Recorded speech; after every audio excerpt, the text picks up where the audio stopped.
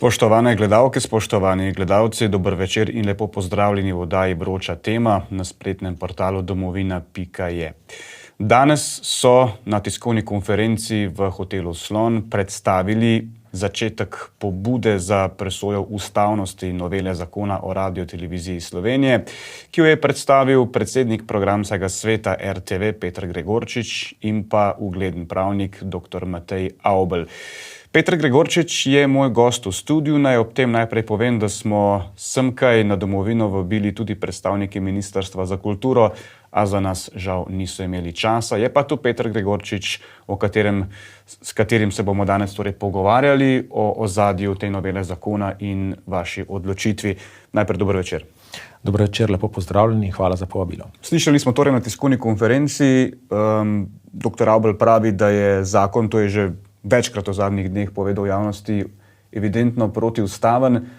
Ampak najprej čisto za začetek eno vprašanje povezano s nedavnimi referendumi. Zdaj, ljudje so odločili, da si očitno želijo sprememb na Radioteleviziji Slovenije, podprli so nov zakon.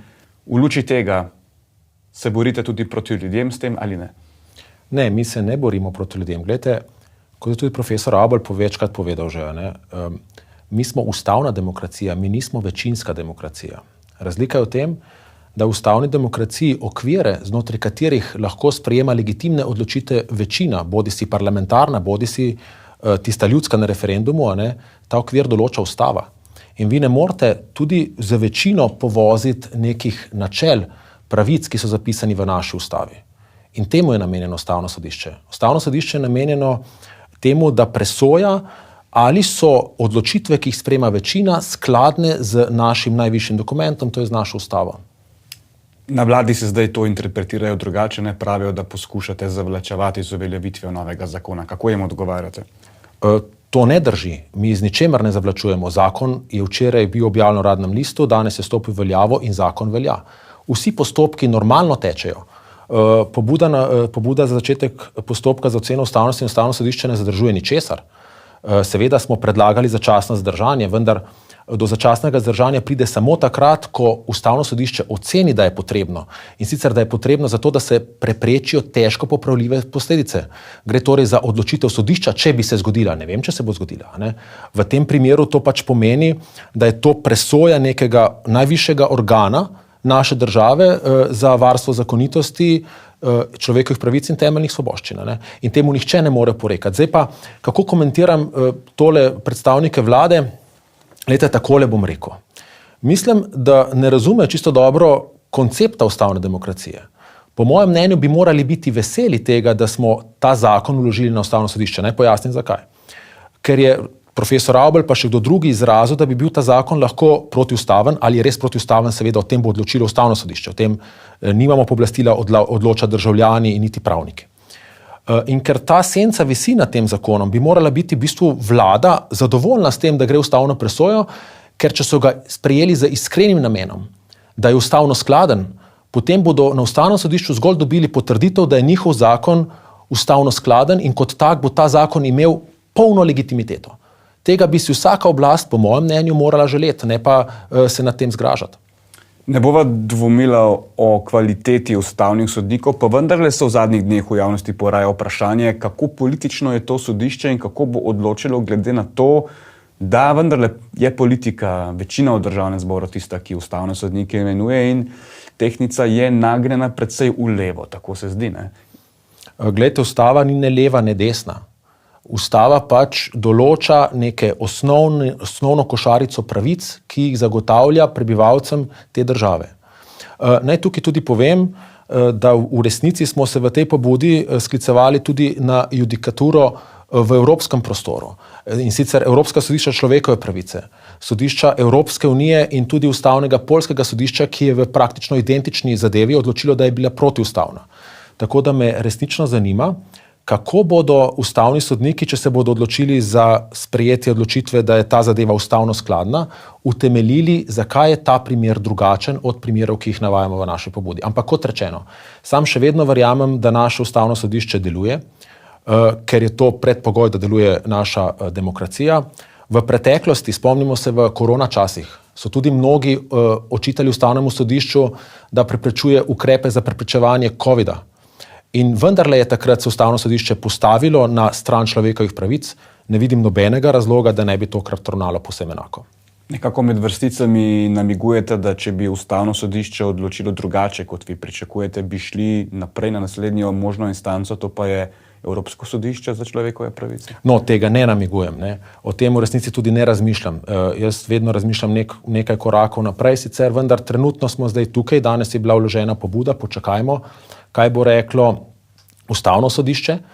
Meni se zdi zelo pomembno, meni se zdi pomembno, da bi Ustavno sodišče o tem vsebinsko odločalo.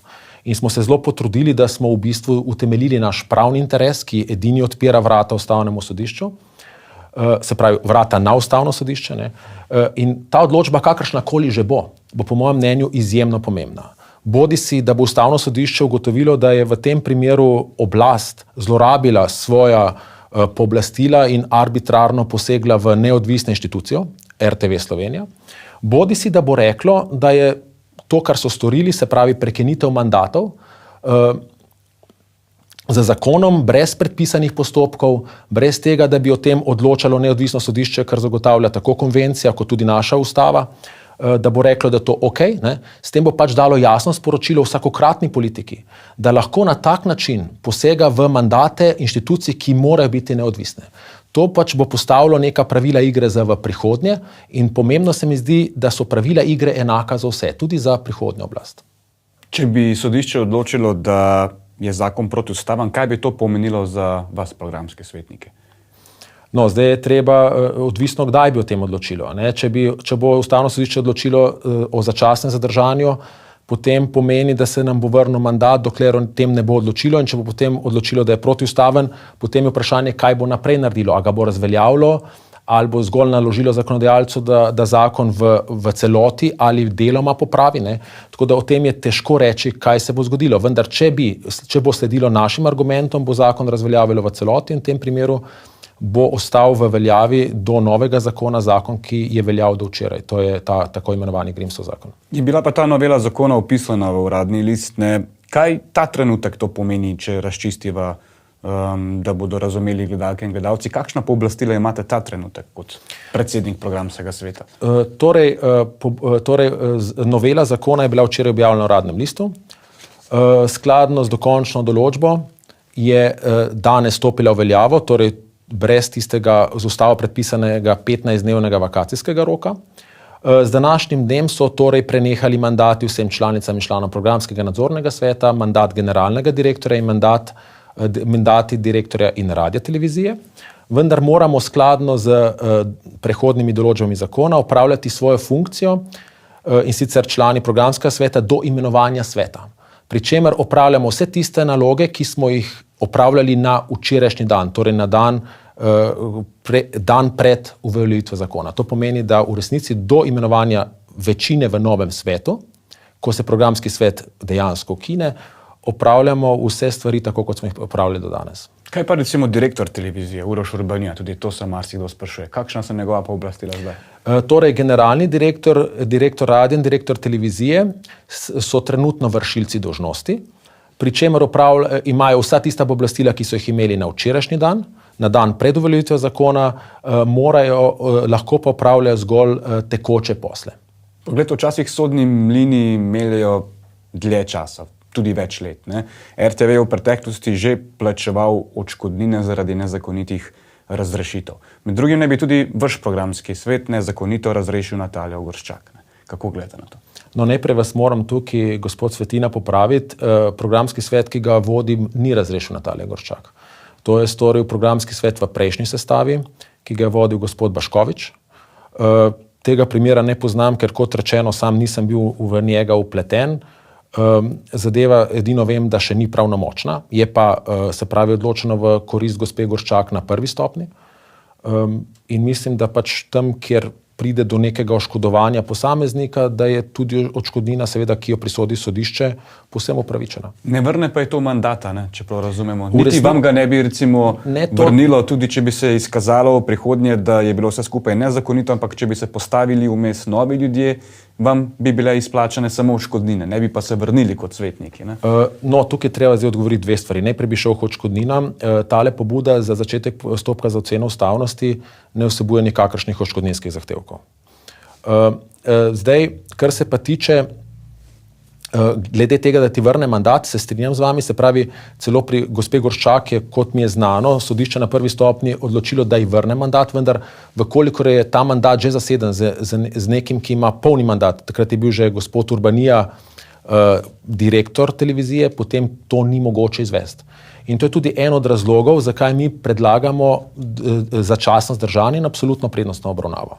Namreč, vkolikor bi nam, kot ste prav povedali, sodišče ne bi začasno zdržalo izvajanja zakona in bi nam ugodilo v prihodnosti, ko bi bil že imenovan nov svet in bi bil naš organ, ne samo da nam je mandat zaseden, ampak celo naš organ bi bil že ukinjen, potem v resnici mi ne bi zmogli dobiti nazaj mandata. To je pomenilo zgolj teoretično priznavanje naših pravic, zgolj formalno teoretično priznanje pravic pa je v praksi za posameznika povsem brezpredmetno, tako je odločilo že večkrat tudi Evropsko sodišče za človekove pravice. Mediji so poročali v zadnjem času, da ne bi generalni direktor televizije RTV Andrej Grah Wacm, pa tudi vodja sindikatov Tom Zalaznik, da ne bi podpisali anekse k pogodbam, češ, če bi prišlo do razrešitve z njihovih funkcij, da bi bili upravičeni tudi do 20 plač.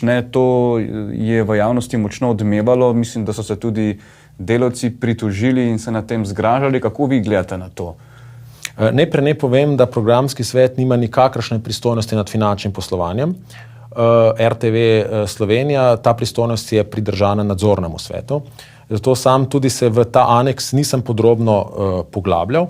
Moram pa povedati, da sem kot predsednik programskega sveta redno vabljen tudi na seje nadzornega sveta in naj povem, da je bilo tam to vprašanje sproženo strani članic in članov nadzornega sveta in je bilo pojasnjeno, da ne velja to za vodstvene in vodilne delavce, da bi se to dokončno razčistilo, je bilo obljubljeno oziroma je bilo povedano, da je bila podpisana tudi obvezna razlaga, ki bo tudi uradno objavljena, ne vem, če je že bila, kar pomeni, da te trditve, ki se pojavljajo v javnosti, da sistem vodstvo zagotavlja odpravnine, ne drži, ker ta aneks, ki je bil podpisan, oziroma ta kolektivna pogodba, ki je bila podpisana, ne velja za vodstvene in vodilne delavce.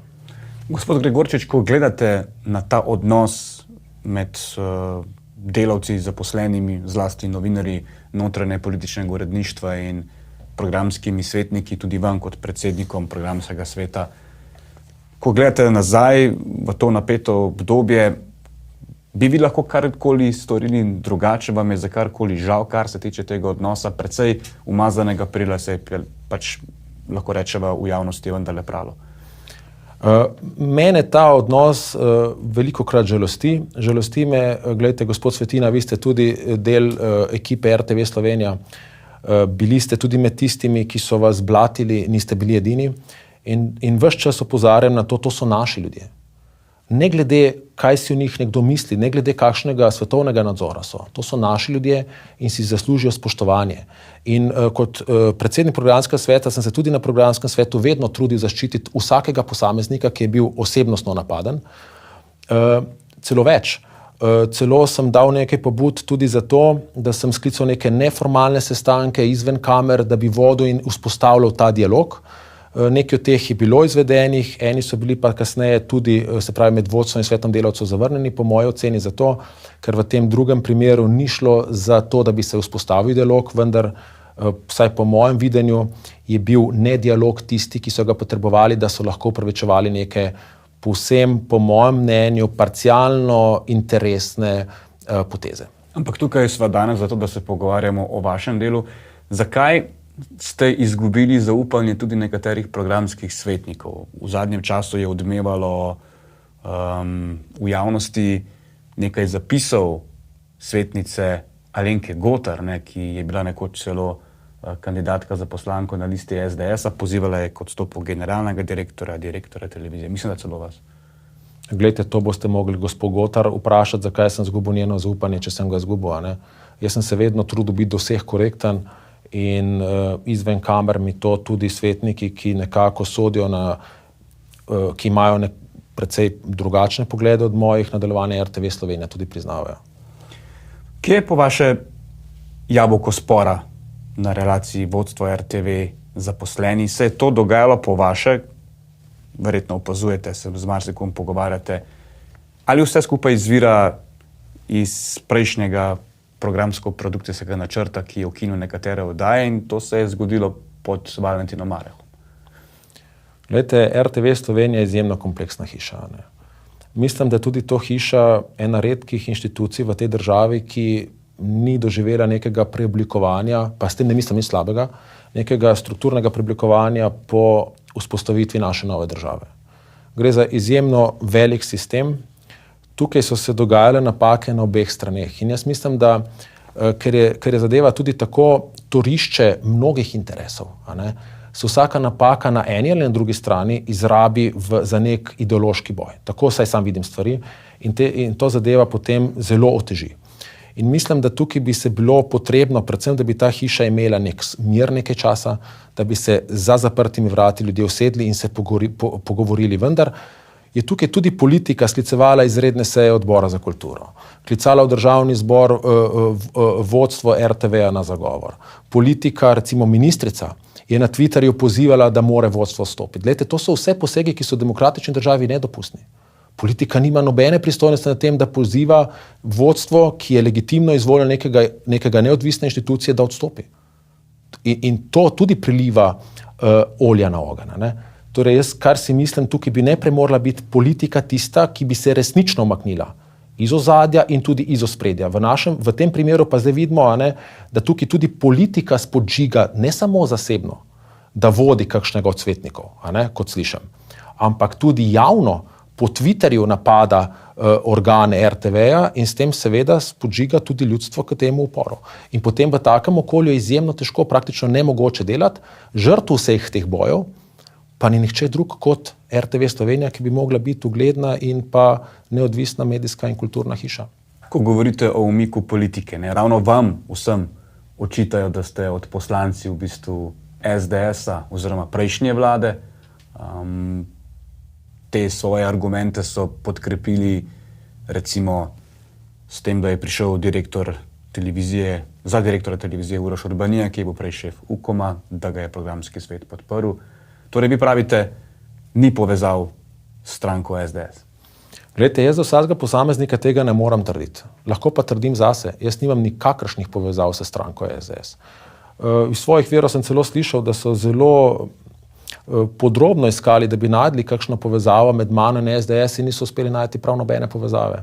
Zato edino sliko, ki jo kaže, je tisto z gospodom Urbanijo na Račjem otoku ob zaključku mandata Janševe vlade, kamor sem bil povabljen kot član strateškega sveta za digitalizacijo. To je edina slika, ki jo imajo. Ampak morate vedeti, jaz delujem kot profesor na fakulteti za strojništvo.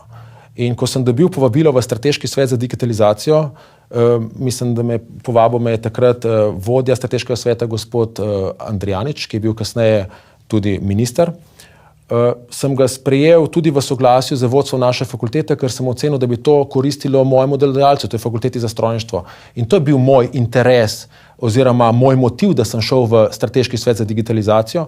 Seveda ob zaključku mandata jaz se vedno odzovem na neke take zadeve, kjer je omogočeno mreženje z različnimi ljudmi, kjer se lahko pogovori, zdi se mi, da se to tudi na koncu spodobi in zdi se mi zelo nespodobno, da se človeka omejuje, kam lahko gre in kam ne gre in te potem na podlagi tega predalčkajo. Ampak kot že rečeno, jaz sam osebno nimam za nobeno politično stranko prav nikakršnih tesnejših povezav. Nisem niti član nobene stranke, niti nisem podaljšek nikogaršne stranke. V življenju vedno karkoli počnem in to velja tudi za to pobudo. Počnem tisto, kar mislim, da je prav, da se počne. Ne pa tisto, kar bi morda izgledalo, da je dobro. Dobro bodi si za levo, desno ali sredinsko politično opcijo, bodi si dobro za večino. Ker mislim, da se v demokraciji, za neko zrelost demokracije, potrebno boriti za tisto, kar je prav, prej kot za tisto, kar je dobro. Treba vam je priznati sicer, da javno novinarjev RTV-ja, tudi tistih, ki so zelo kritični do vas, niste nikoli napadali, so pa to počeli nekateri vaši programski svetniki, recimo Slavko Kmetič, če samo enega zdaj omeniva. A vam delajo škodo, gospod Gregorčič? Glejte, jaz živim iz neke osebne odgovornosti, mislim, da škodo lahko delam samo sam sebi.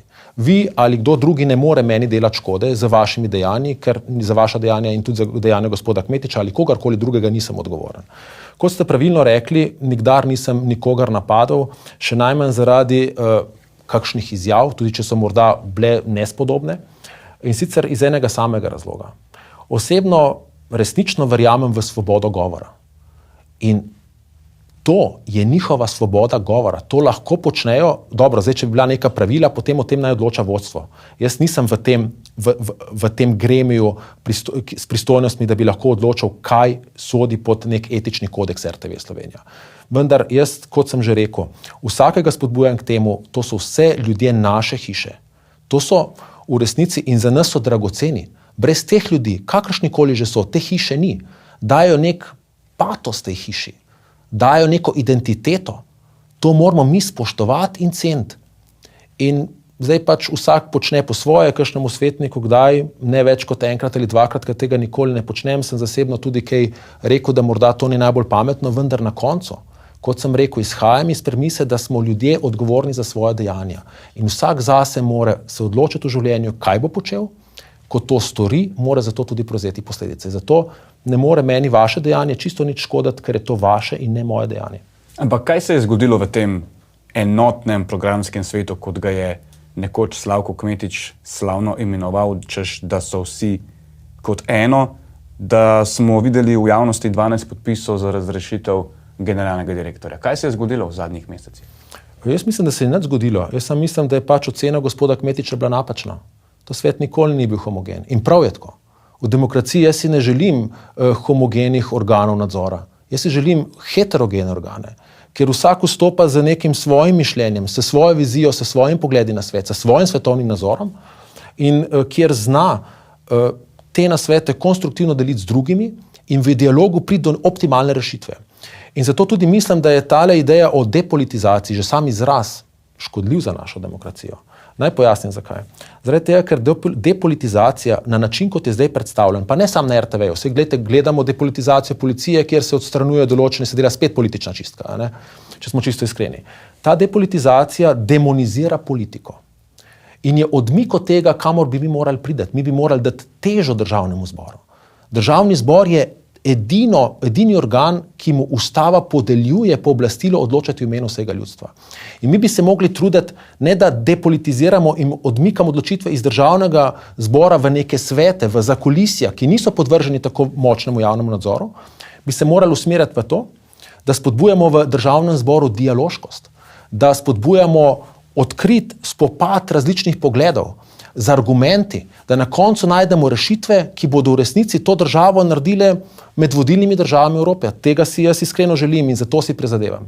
In v to tudi usmerjam vse svoje delovanje na RTV-ju in druge. Mi smo slišali, da ta zakon je v veljavi 17 let, da se ga je večkrat poskušalo spremeniti, da neke politične volje v državnem zboru ni bilo, da je bilo vedno problematično, da so imele različne stranke, različne apetite, ampak da pa nikoli ni bilo tako slabo kot zdaj, tako pravijo novinarji. Zakaj ste prav vi postali takšen trn v peti, ne samo novinarjem, ampak tudi vladajoči politiki? Glejte, to boste morali njih vprašati. Ne? Zdaj bi na to sam to rekel, ta zakon, ki trenutno velja, zagotovo potrebuje nekatere popravke. In novela, ki je bila zdaj sprejeta, nekatere zadeve dobro rešuje. Naj izpostavim dve. Recimo uvaja direktorja digitalnih vsebin, kar je nujno potrebno, zato ker je multimedijski center RTV Slovenija postal kar pomemben del te hiše. Ne? Pa naprimer druga stvar, postavlja kot pogoj za imenovanje v svet določeno stopnjo izobrazbe. To sta zagotovo dve predpostavki, ki sta dobri. In jaz nikdar nisem trdil, da zakon, ki je veljal do včeraj, da ni potreben popravkov, trdil so nekaj drugega, da mora biti za tako pomemben zakon doseženo, mora se politika, ki ima tako močno oblast, kot ima zdaj, še posebej v tem primeru, iskati širše družbeno soglasje, odpreti široko javno razpravo in iskati na koncu najboljše rešitve. Tukaj je pa izpadlo, kot da so nekaj dali zdraven v zakon zato, da odstranijo vodstvo, ki jim ideološko ni pogodo. To je pa po mojem mnenju zelo nevarno sporočilo tudi za vse prihodnje vlade. Poglejte, nekoč bo vladal nekdo drug, morda ne čez 5, morda šele čez 10 let. ki bo iz povsem drugega političnega pola. Verjetno. Nekoč se bo to zagotovo zgodilo. In takrat bo rekel, gledajte, to, kar je naredil takrat Golob, to bomo zdaj mi naredili. Ne? In tega ne smemo dopustiti, če hočemo v naši mladi državi narediti nek zrel napredek proti neki zreli demokraciji, ne, kjer bo politika ustvarjala pogoje, da lahko ljudje ustvarjamo v našem vsakdanjem življenju, brez da bi se obremenjevali z nekimi v resnici brezplodnimi političnimi boji. Dobro, ste pojasnili svoje argumente, ampak a vi ta trenutek kot programski svet še lahko normalno delate, funkcionirate? Ne? Zakaj ni novega programsko-produkcijskega načrta? Niste ga sprejeli? Glejte, ta vaša trditev je zdaj preuranjena. Jaz sem obljubil, da bom naredil vse, kar je v moji moči, in sicer vse pomeni formalno in neformalno. Formalno z sklicevanjem sej, neformalno pa tudi z nekimi pogovori, iskanji rešitev in tako naprej, da bo programsko-produkcijski načrt sprejet še v tem letu. Ne predstavljam si namreč, da bi RTV Slovenija vstopila brez tega pomembnega dokumenta v novo leto. In da bi deloval po 12-tinah? Ne, ker tukaj ni 12-tin. 12-tine so zgolj pri finančnem načrtu. Glejte, PPN se izteče 31. decembra 2012, potem programa ni več. 12-tine so mogoče, imate programsko-produkcijski načrt in imate na drugi strani finančni načrt, ki vam daje finančni okvir. Ta finančni načrt, če ni sprejet, to ni nič hudega, to se je že zgodilo. Potem se financirate po 12-tinah, se pravi, imate letni proračun in vsak mesec imate 12-tino. To, kot je recimo tudi opozoril direktor radia na nadzornem svetu, lahko omogoča neke večje, recimo športne projekte, ne? Ampak načeloma lahko hiša izvaja svojo javno službo, s katero uresničuje v resnici ustavno pravico iz 39. člena ustave, to je pravica do obveščenosti. In glejte, če pa PPN ni sprejet, imate pa težavo, ker nimate temeljnega dokumenta, katere vsebine bodo na programu. Naj pa tako povem. Zato sem tudi sklical, zato sem najprej se takoj, ko je bil zavrnjen na tisti redni seji programskega sveta PPN, sem zvečer takoj sklical vodstvo RTV-ja, prosil sem jih, da še enkrat skupaj presejemo, katerim zahtevam sveta delavca lahko še ugodimo, namreč nedopustno se mi zdi, da so programski svetniki nekateri zavrnili PPN, brez da bi povedali, kaj je v njem narobe. Ker če vi ne poveste, s čim se ne strinjate, potem ga ni mogoče sploh popraviti. Ne? In smo dodali še tole rubriko politično noter, potem sem sklical dopisno sejo, ki traja danes do polnoči. Intuicija mi pravi, da sem lahko zmerni optimist in da v novo leto morda vseeno ne bomo šli brez PPN. Ampak počakajmo, jutri bo uradno, ne vem še, kako stoji glasovanje. Pa ste vseeno to razumeli kot sporočilo, kar vam sicer tudi javno nekateri sporočajo, da odstopite? Glejte, ampak to sporočilo je povsem nelegitimno. Vi ne morete vzeti RTV Slovenija za svoj ideološki boj za talca. Vi, če ste imenovani za članico ali člana programskega sveta, morate delovati v skladu z interesi, z dobrobitjo te hiše. In jaz ne razumem, kakšna je dobrobit te hiše, če vi glasujete proti PPN-ju zgolj zato, ker izvajate politični pritisk na nekoga. Razumem zgolj glasovanje proti, ko poveste argument. Glasujem proti, ker je notri ta vsebina ali ker te vsebine ni. Vse drugo je pa po mojem mnenju sicer lahko legalno, vendar čez moje oči povsem nelegitimno. Gospod Gregorčič, je bila napaka, da so bile oddaje, kot sta recimo Studio City in Globus ukinjene? Glejte, najprej za Globus moram reči, da o tem težko sodim. Zaradi tega, ker to je bilo v prejšnjem PPN-ju, ki res nisem bil član programskega sveta. To je sprejel prejšnji programski svet pod gospodom Baškovičem. Ampak sprašujem vas, kako se vam zdi? Ja, glede Globusa se strinjam, da je bila napaka, zato tudi Globus je v novem PPN-ju, kolikor bo potrjena. Ne? Glede Studia City, pa jaz obžalujem, da ga ni na sporedu, vendar morate vedeti, da takrat, ko gospodu Štefančiču ni bila podaljšana pogodba, on je bil zunanji sodelavec, potem so se nekateri novinarji javili, da bi to oddajo vodili, vendar so doživeli znotraj hiše tako velik pritisk, da so tega odstopili. In v resnici ni bilo nikogar, ki bi zmogel to oddajo še peljati naprej. Zato smo tudi v programskem svetu takrat izvedli skladno z poslovnikom programskega sveta, zakonom in statutom tudi izredni programski nadzor, kjer je vodstvo dalo poročilo in predlagalo ukrepe. Ti ukrepi so bili, da je imenovalo neko delovno skupino, ki bo preučila možnosti, kako to oddajo ohraniti. V tej skupini so raznovrstni ljudje, tudi nekateri novinarji informativnega programa. In programski svet se je strinjal, da je tak pristop pravi in čakamo na rezultat tega poročila. Če zaključiva tale pogovor z vprašanjem, reciva, da Ustavno sodišče da prav novi vladi. ki je pač šla v akcijo s to novelo zakona o javni radioteleviziji Slovenija. Kdaj se bo na RTV karkoli spremenilo? Ne? Zdaj prihajajo v zadnjih dneh v javnost informacije, da bo trenutno vodstvo pa še kar nekaj časa tam. Ne? Ja, gledajte, se pravi, zakon velja, če ga Ustavno sodišče ne zadrži. A ne? In zato moramo verjeti, da bo zakon veljal, ker je to trenutno stanje stvari. V tem primeru, skladno z njihovimi prehodnimi določbami, ki jih je predlagala vlada, se pravi, danes je stopil zakon veljavo, zdaj ima predsednica države 8 dni časa, da žreba, kateri izmed 17 upravičencev za imenovanje v nov svet RTV Slovenija bodo imenovali svoje člane za 2, kateri pa za 4 leta. Na to more obvestiti te upravičence za imenovanje, za koliko časa naj jih imenujejo. Potem morajo upravičenci za imenovanje objaviti v uradnem listu javni poziv. Ta mora biti objavljen vsaj 15 dni, na to pa po zaključku ima še 30 dni časa, da obvesti izbrane kandidate in na to še 5 dni časa, da sklepe objavi v uradnem listu. To naj bi se vse moralo zgoditi v 2 mesecih. To je zelo optimistična časovnica, vendar če jo privzamemo kot da bo izvršena, potem smo tukaj 1. marca.